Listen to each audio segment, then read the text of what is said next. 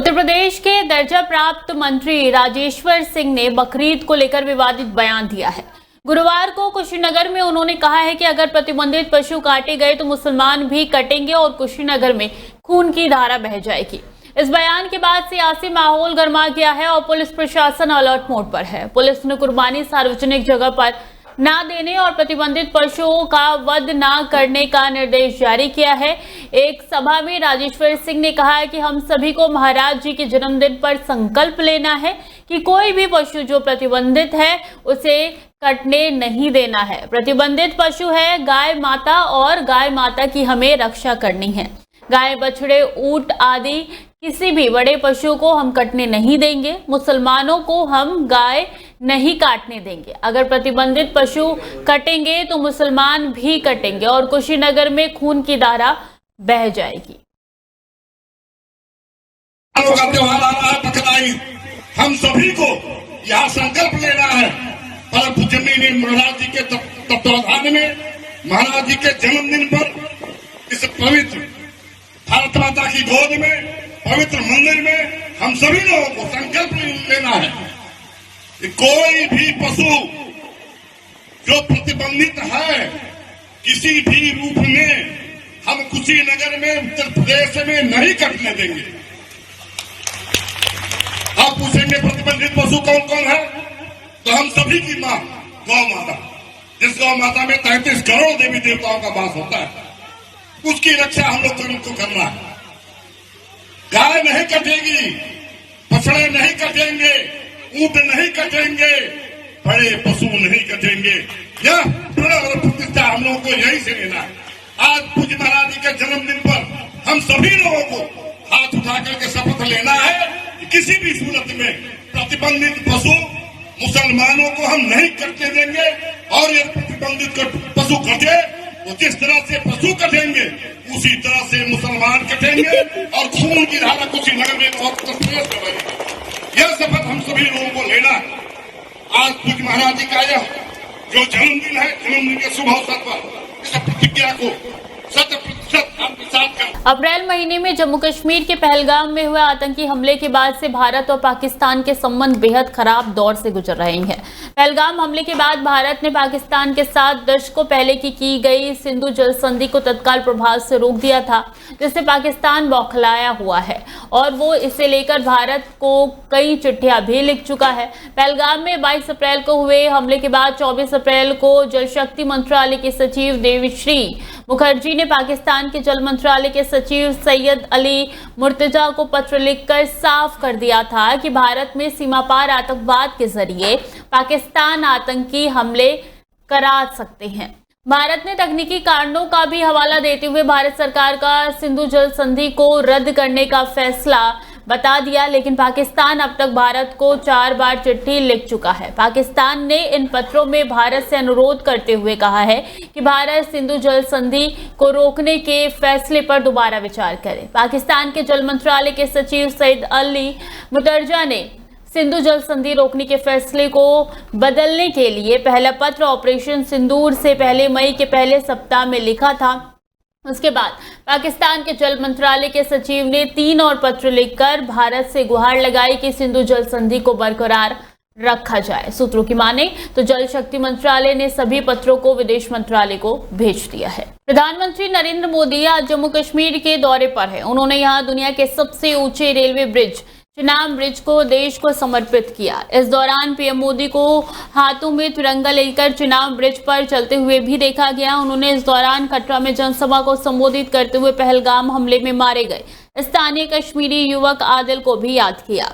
PM Modi ने कहा कि हमारा पड़ोसी देश मानवता का दुश्मन है। पाकिस्तान ने 22 अप्रैल को पहलगाम में इंसानियत और कश्मीरियत दोनों पर हमला किया था। पाकिस्तान हमारे देश में सांप्रदायिक दंगे भड़काना चाहता है। पाकिस्तान कश्मीर के मेहनती लोगों को उनकी आजीविका से वंचित करना चाहता है। उन्होंने कहा कि पाकिस्तान ऐसा देश है जो गरीब की रोजी रोटी का भी विरोध करता है। पाकिस्तान ने इंसानियत और कश्मीरियत पर हमला किया है। उसका इरादा कश्मीर के मेहनतकश लोगों की कमाई को रोकना था, इसलिए टूरिस्ट पर हमला किया। आतंकियों को चुनौती देने वाला नौजवान आदिल वो भी तो वहां मेहनत मजदूरी करने गया था, लेकिन अपने परिवार की देखरेख कर सके इसलिए मेहनत कर रहा था। आतंकियों ने उस आदिल को भी मार दिया।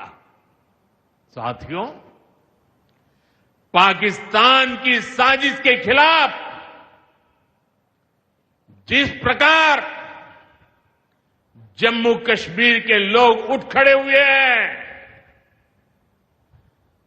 जम्मू कश्मीर के अवाम ने इस बार जो ताकत दिखाई है, ये सिर्फ पाकिस्तान नहीं, दुनिया भर की आतंकवादी और बेंगलुरु पुलिस ने एम चिन्नास्वामी स्टेडियम के बाहर हुई भगदड़ के मामले में रॉयल चैलेंजर्स बेंगलुरु के मार्केटिंग और रेवेन्यू हेड निखिल सोसले को बेंगलुरु के कैंपेगौड़ा इंटरनेशनल एयरपोर्ट से गिरफ्तार किया। इसके अलावा डीएनए एंटरटेनमेंट नेटवर्क के कर्मचारी किरण कुमार और सुनील मैथ्यू बिजनेस जो कि अफेयर्स के उपाध्यक्ष है, उनको भी हिरासत में लिया गया है। आरसीबी और डीएनए के अधिकारियों को गिरफ्तार करने का कदम कर्नाटक के मुख्यमंत्री सिद्धारमैया के आदेश के बाद उठाया गया। 4 जून को आरसीबी के आईपीएल जीत के जश्न के बाद एम चिन्नास्वामी स्टेडियम के बाहर भगदड़ में 11 लोगों की मौत हो गई। वहीं इस घटना के बाद सोशल मीडिया पर विराट कोहली को गिरफ्तार करने की मांग की जा रही है। एक्स पर #अरेस्ट कोहली ट्रेंड कर रहा है। आरसीबी के चैंपियन के बाद विराट कोहली मुंबई एयरपोर्ट पर नजर आए। कहा जा रहा है कि कोहली लंदन के लिए रवाना हो गए हैं। सोशल मीडिया पे एक यूजर ने लिखा कि पुष्पा 2 में 1 की मौत हुई, अल्लू अर्जुन को पुलिस ने तलब किया, यहाँ 11 लोग मर गए और विराट कोहली लंदन जा रहे हैं। क्या वीआईपी लोग के लिए अलग कानून है?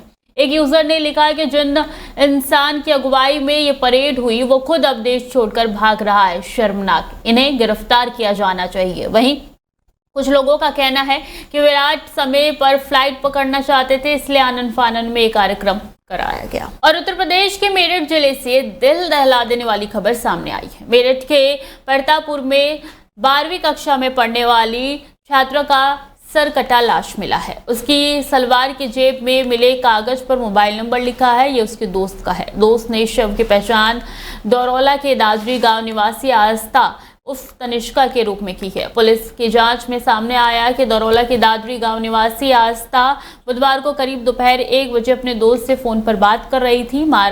राकेश देवी ने बेटी आस्था से फोन छीन लिया। इस बात को लेकर मां बेटी में हाथापाई हुई। इसके बाद राकेश देवी ने आस्था की हत्या की गला दबाकर मां ने इस बारे में अपने भाइयों को बताया। वहीं भी कार से महरौली गांव दादरी पहुंचे मेरे भाई, 2 मामा और मौसेरे भाई ने आस्था का शव ठिकाने लगाने की प्लानिंग की। धारदार हथियार से छात्रा का सर कटा और धड़ प्रतापपुर के बहादुरपुर रजबहे में फेंक कर चले गए। आस्था की मां, मामा और मेरे भाई से पुलिस पूछताछ कर रही है। एसएसपी डॉक्टर विपिन ताड़ा ने ये खुलासा किया। हिरासत में मेरे भाई मंजीत उर्फ मोनू की निशानदेही पर आस्था के कटे हुए सर की तलाश की जा रही है और देर रात तक आज जारी हो जाएगा। एसपी सिटी और एसपी ब्रह्मापुरी प्रतापपुर थाना पुलिस की टीमें अलग अलग जुटी हुई है। पुलिस की एक टीम मोनू के साथ जगह जगह जाकर और तलाश कर रही है।